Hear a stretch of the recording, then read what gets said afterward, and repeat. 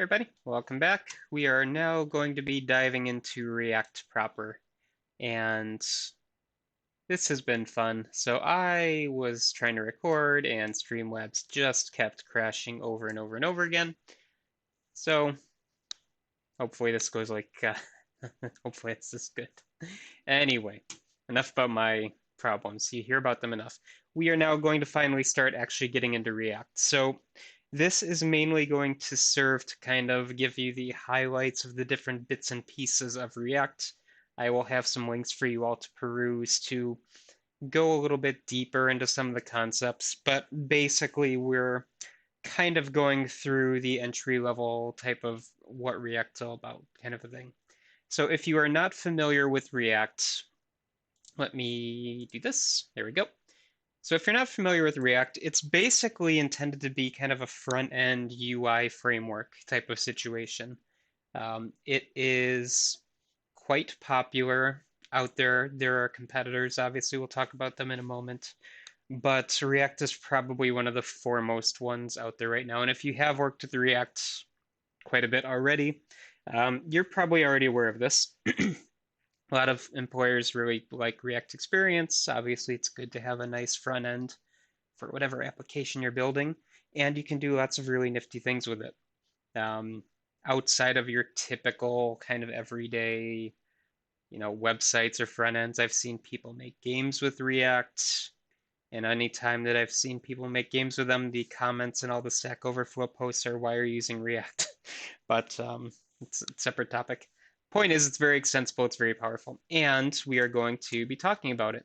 And this week is a little bit different from past weeks, so we're mostly going to focus on React proper here. There's not going to be a lot of kind of theory or theory crafting about how the internet used to be and what it is now. This is purely let's get up and running with React.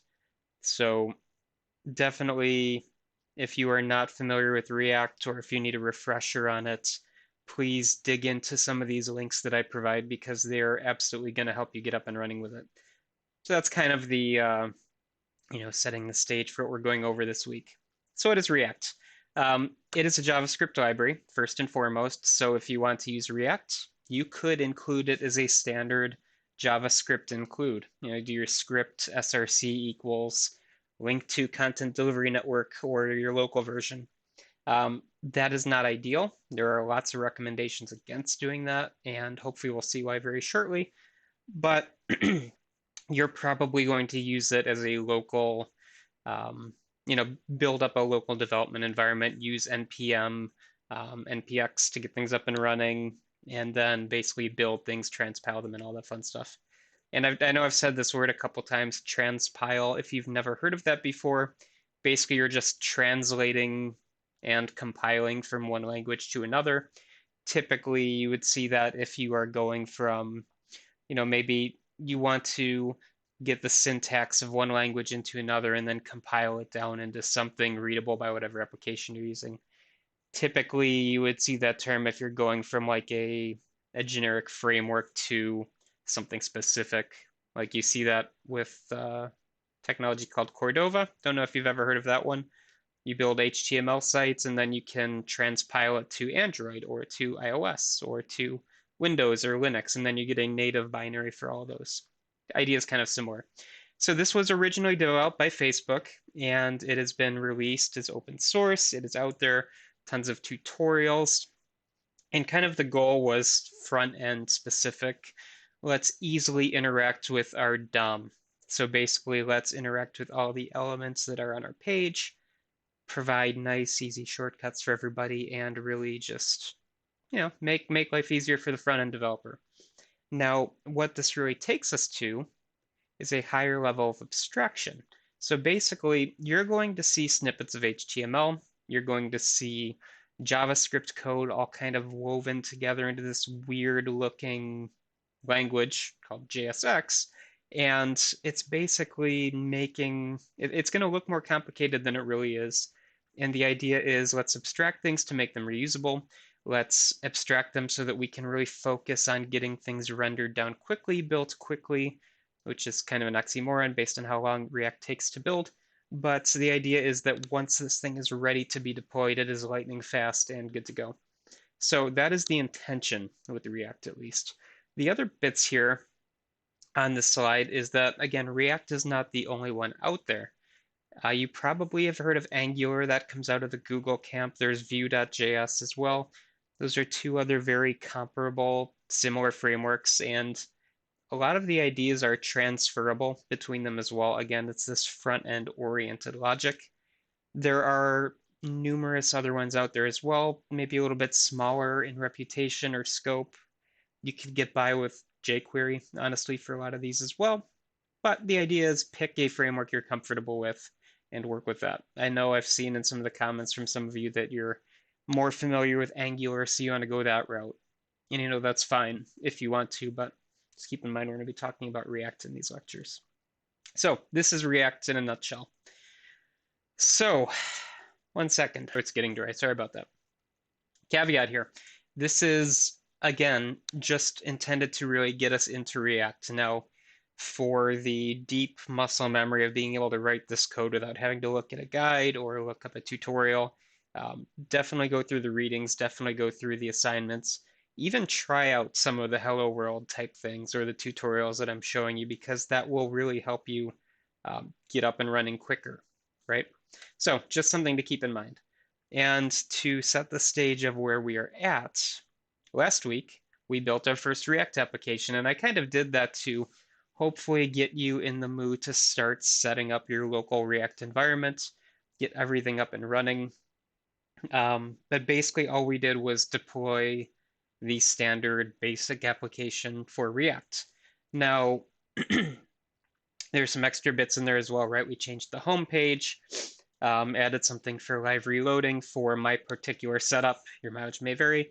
That's where we are at now. We have a default application. So that's basically where we're at here. So assuming that we have done that, and I still have, oops, I don't have it open anymore. My goodness. Come on. This is in temp, demo. Okay. So this is my React application directory, and here are all of the folders and files that are in this area.